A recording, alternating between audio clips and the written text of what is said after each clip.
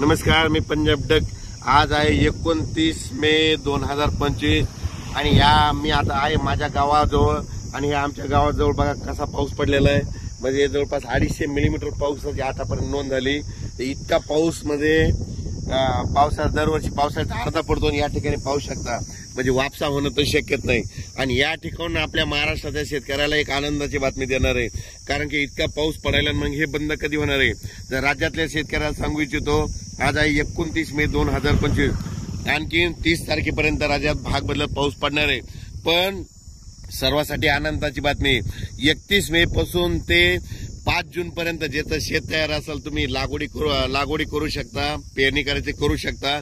त्याच्यानंतर राज्यामध्ये 7 तारखेपासून परत राज्यात पावसाला सुरुवात होणार आहे, म्हणून हे अंदाज लक्षात 7 जूनला परत वाढणार आहे, 8ला त्याच्यापेक्षा वाढत जाईल, 9, 10, 11 असं वाढत जाणार आहे, म्हणून हे अंदाज लक्षात घ्यायचा।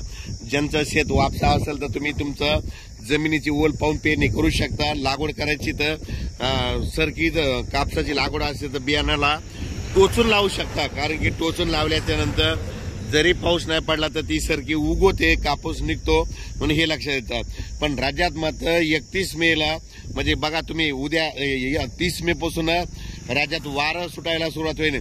असं जोराचं वारं वाईल, म्हणजे ते वारं जवळपास 5 तारखेपर्यंत 6 तारखेपर्यंत चालत आणि 7 तारखेला परत राज्यामध्ये ठिकठिकाणी भाग बदलत पावसाला सुरुवात होणार आहे, म्हणून हा अंदाज लक्षात येतो। सांगायचं झालं तर तो पाऊस पूर्व विदर्भ, पश्चिम विदर्भ, मराठवाडा, पश्चिम महाराष्ट्र या ठिकाणी जरा जास्त प्रमाणात आहे, म्हणून हे अंदाज लक्षात येतात। उत्तर महाराष्ट्रात देखील पाऊस राहणार आहे, म्हणून हे देखील लक्षात येतं। पण सांगायचं झालं तर म्हणजे 31 मे पासून ते कंप्लीट 6 जून पर्यंत हवामान कोरडं राहणार आहे, सूर्यदर्शन करणार आहे, म्हणून हे देखील सर्वांना लक्षात येतं। अचानक वातावरण बदल झाला तर लगेच उद्या एक मेसेज दिला जाईल, पण राज्यात मात्र 31 मे पासून ते 6 जून पर्यंत हवामान कोरडं राहणार आहे, म्हणून हा अंदाज लक्षात घ्यायचा। शेत दुरुस्त असेल तर तुम्ही तुमच्या जमिनीची ओल पहा, पेरणी होत असेल तर पेरा, म्हणजे मूग पेरायला जमतं, उडीद देखील पेरायला जमतं। मूग पेरल्यानंतर उगवतं, उडीद निघतो। फक्त सोयाबीन पेरल्याच्या नंतर काय होतं, त्याला एखादा शिपका पाऊसच लागतो। आणि कापूस लागवड करायची असली तर काय करा, असं टोचून बी लावा।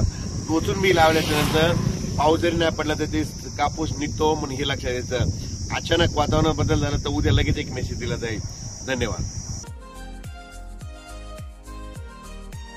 असे नवनवीन व्हिडिओ पाहण्यासाठी आजच कृषी चर्चा फेसबुक पेजला लाईक करा आणि व्हिडिओ आवडला असेल तर नक्की शेअर करा।